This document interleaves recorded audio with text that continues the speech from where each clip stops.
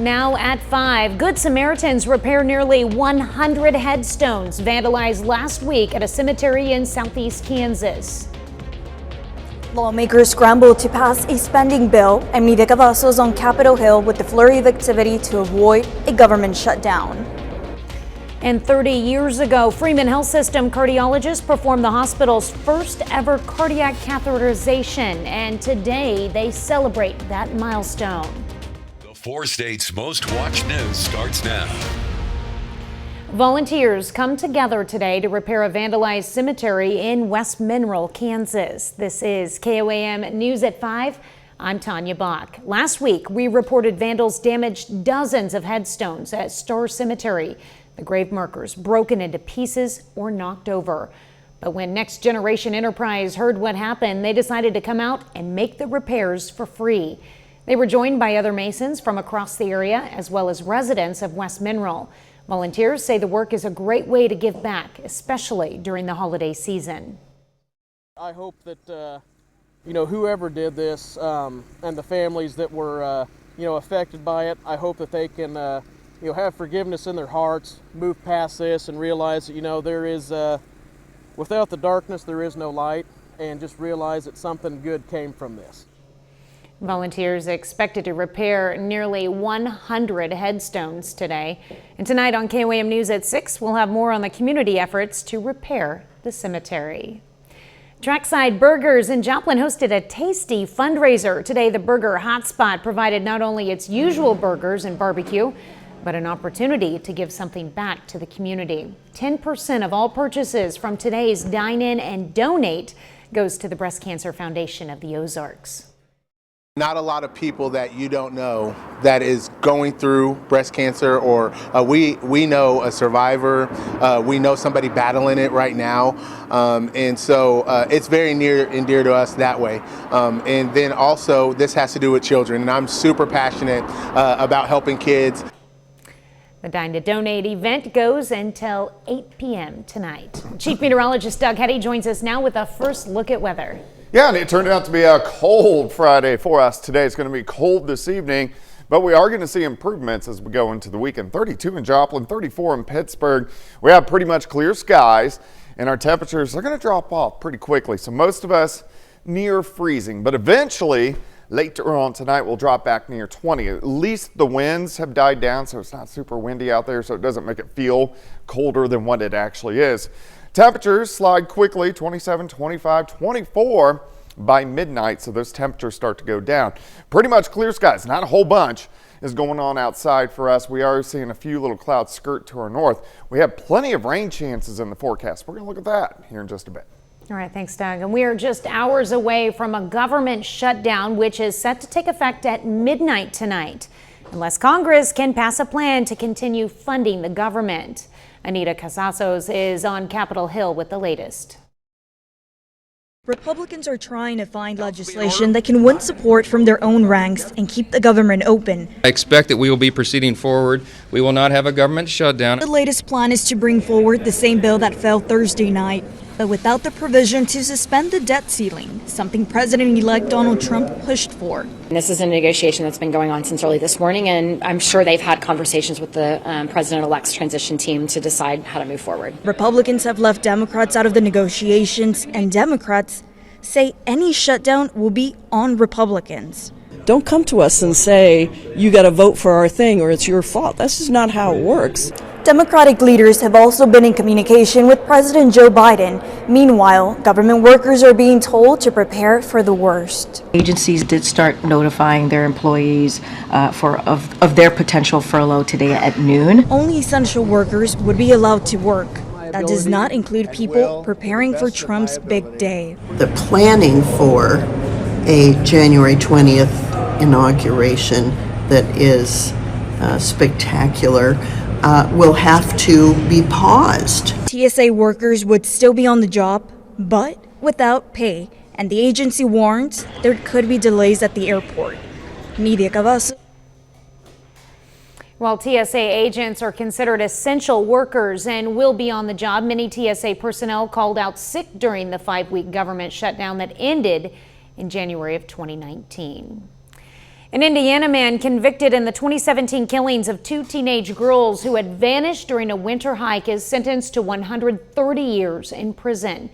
52-year-old Richard Allen arrived at court this morning shortly before the judge handed down the maximum sentence allowed by law. He is convicted of murdering 13-year-old Abigail Williams and 14-year-old Liberty German. The teens' bodies were found off a hiking path near their hometown of Delphi, Indiana, nearly 8 years ago. German's grandfather thanked the judge, prosecutors, and his close-knit community for their support. The community has embraced our families from day one and continues to lift us up and support us. And again, for that, I'll always be grateful. I want to thank them. Allen's attorneys plan to appeal. Still ahead, retro gifts. Old school presents are on many holiday gift lists this year. I'm Bradley Blackburn with the popularity of analog items in a digital world. But first in Health Watch, as the seasons change and the days get shorter, many of us experience what's called seasonal affective disorder, and we've got tips to manage your mental health. Topping today's Health Watch, Freeman Health System is celebrating a big milestone. 30 years ago, cardiologist John Cox performed the very first catheterization procedure. This procedure is a test for specific heart or blood vessel problems like clogged arteries or irregular heartbeats. Now, the very first procedure was a diagnostic one, but over the years, they've expanded it to a therapeutic procedure as well to fix the problems they find. I was the kind of the godfather of the program, and we've added lots of new physicians and staff and expertise, and I couldn't be prouder of what's happened. The procedure has allowed Dr. Cox to save thousands of lives. Well, tomorrow is the first day of winter, and many of us may find the changing seasons and shorter days can affect our mood. Jessica Guay has more on the signs of seasonal affective disorder and how to manage your mental health during these months. The colder, darker months of winter can make people feel gloomy and down. Sadness, decreased energy, decreased interest in things. Those are some of the symptoms of seasonal affective disorder, or SAD. It's a subtype of clinical depression that comes and goes in a seasonal pattern. The most common type is winter depression. It is a real disorder, and people that are affected the most by the changes in light really suffer. The winter blues are also real. It's just a less severe form of seasonal affective disorder. Allegheny Health Network psychiatrist Dr. Alicia Kaplan says the disorder can really interfere with daily functioning. They may worry about it a lot in advance, knowing that they're not going to function as well, whether it's at work or there are home responsibilities. Sitting by windows or getting out of the house can brighten your day. But Dr. Kaplan says people with SAD tend to hibernate, which can make symptoms worse. She tells her patients to plan activities ahead of time and make yourself accountable, because it can be hard to rely on motivation when you drop into winter depression. If someone notices they're not really interested in things or not participating in family and other social interactions or outings, Dr. Kaplan says that's when it is time to talk to your doctor. Treatments such as light therapy, medication, and psychotherapy can help. Jessica Guay, CBS News, Pittsburgh. Well, Dr. Kaplan says people are usually diagnosed when they show symptoms several seasons in a row and have no episodes at other times of the year. Researchers say sleep apnea might have direct effects on the brain. A report published Wednesday in the journal Neurology claims those who suffer from sleep apnea may experience accelerated aging in the brain's white matter, which is connected to different parts of the brain. Sleep apnea occurs when people stop breathing in their sleep, causing their brains to jolt them awake to resume breathing. Well, the FDA is making it easier for consumers to know if the food they're buying is truly healthy. In a final rule issued Thursday, the FDA says in order for a food to be labeled as healthy, they must contain a certain amount of food from at least one key food group. The requirements also include limits on saturated fat, sodium, and added sugars. That means white bread and heavily sweetened yogurt can no longer be considered as healthy. That's a look at today's health news. Later, Amazon workers head to the picket lines for a second day. We hear their demand. Plus, we're finally going to warm up a little bit as we head into the weekend. We're going to look at that coming up.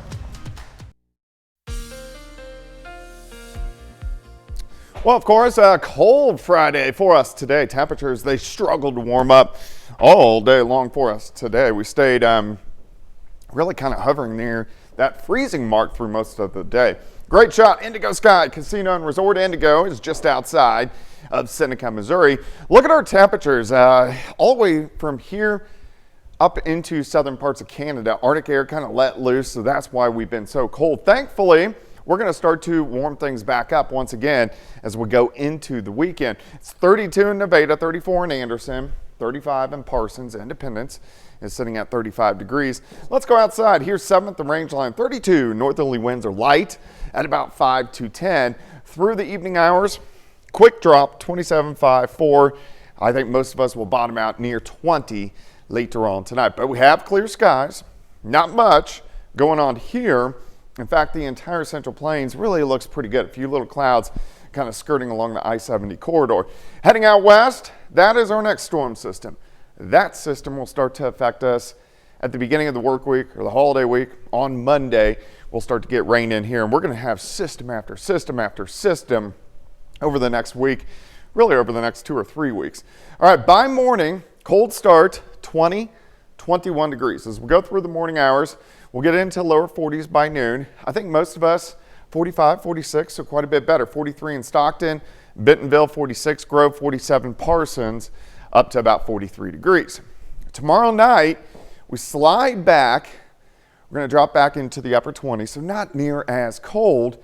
And then as we get into Sunday, especially Sunday afternoon, check this out, mid-50s. But the clouds, they really start to thicken up Sunday evening and then into Monday. So we'll start Monday in the 40s, maybe even a few random showers, but it's going to be a cloudy start. All right, for your weekend, 45 to start, or 45 for a high, 52 on Sunday, partly sunny skies. Not bad for the end of December. Then it gets going. All right, so here comes the rain. So here's Monday evening. We'll have hit and miss showers on Monday, but they really increase Monday night, especially if you are traveling. Make sure you keep an eye on the roads because they will definitely be wet. And then rain continues into Tuesday. Here's midnight, Tuesday night, so Santa time. We're getting rain, so not a white Christmas, but a wet one. And then the rain starts to exit out by Christmas afternoon. We get a brief little break. Here we go again. Showers, thunderstorms back in by Thursday evening. This is going to push out of here. Then we go again Friday into Saturday, showers and thunderstorms. And there's another one right behind it. So it's super active. We don't have any Arctic air next week, so instead of snow, we get the rain. But check out rainfall amounts. A lot of areas over the next week could pick up 1, 2, maybe even 3 inches of rain. 45 tomorrow, 52 Sunday, 52 on Monday. We stay in the 50s all the way through Christmas, even 60s late next week. So temperature-wise, it's not going to feel like Christmas weather, but we're going to get some rain all next week. Well, at that point, we'll probably need it then. Yeah, we do. Yeah, we always need rain. We'll take it. I don't like these 29-degree nights, though. I'd prefer just to stay above freezing all the time. Not going to do that. All right, thanks, Doug.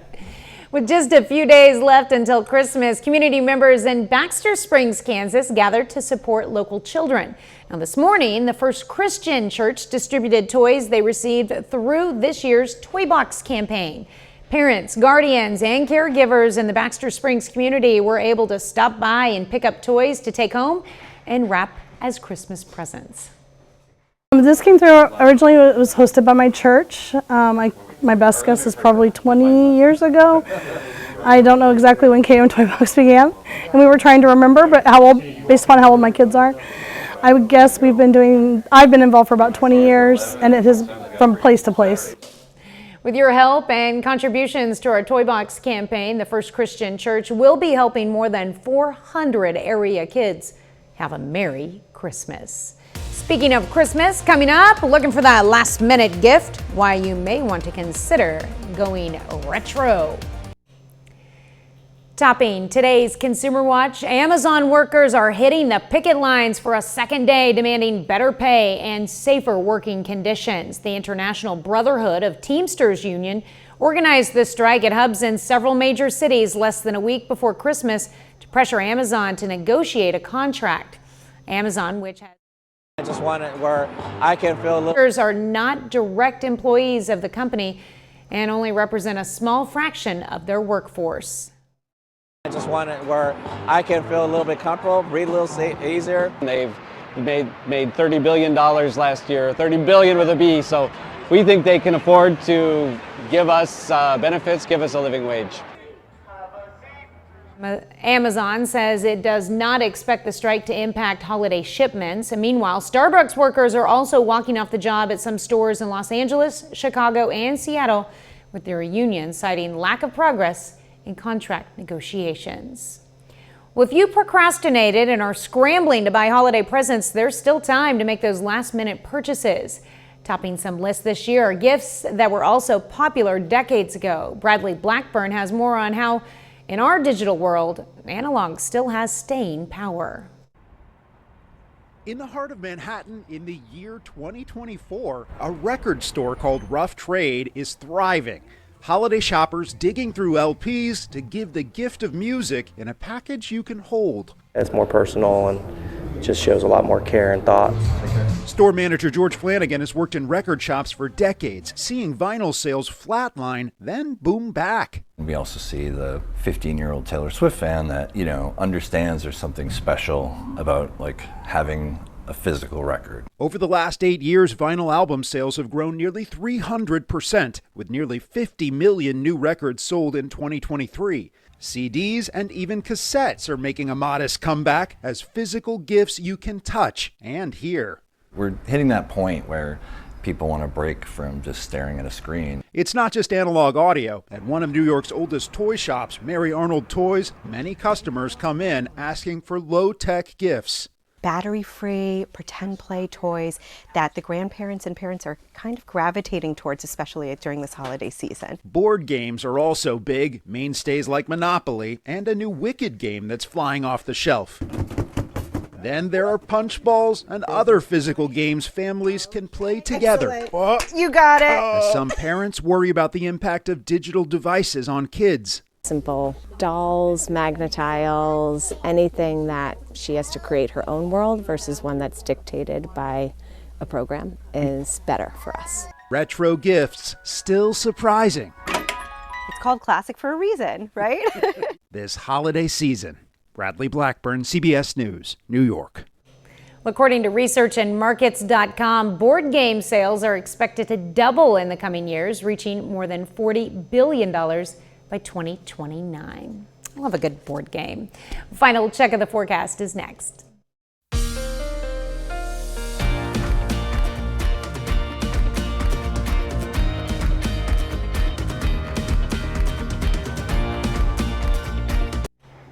Up next on the CBS Evening News, we go on the road in the season of giving. A group of kids inspired by Secret Santa to spread joy. And then on KOAM News at 6, Freeman Health System celebrates the 30th anniversary of an operation that has saved thousands of lives. Plus, we look at how a potential government shutdown could affect staffing at the Springfield Branson National Airport. And Mitch Holtis talks about a tough road ahead for the Chiefs in tonight's Minute with Mitch. Stay with us for the CBS Evening News and then KOAM News at 6. Well, it's a Christmas tradition that's become nearly global in scope. Children from around the world track Santa Claus as he and his reindeer swoop across the Earth's meridians, delivering presents and defying time. Each year, at least 100,000 kids call into the North American Aerospace Defense Command to ask about the sleigh's whereabouts. Millions more follow online in 9 languages, from English to Japanese. We like to follow along here on the KOAM News too. Yeah. Right. How is that holiday forecast looking? Well, it's going to be super cold for us tonight. We're going to drop back right around 20 degrees, but we do start to warm up. 45 tomorrow, 52 on Sunday. Really, temperatures decently mild all next week, but we have rain chances each and every day. All right. Well, thank you for joining us. The CBS Evening News is next. And of course, we'll be right back here for KOAM News at 6. We'll see you then. Have a great evening and an even better tomorrow.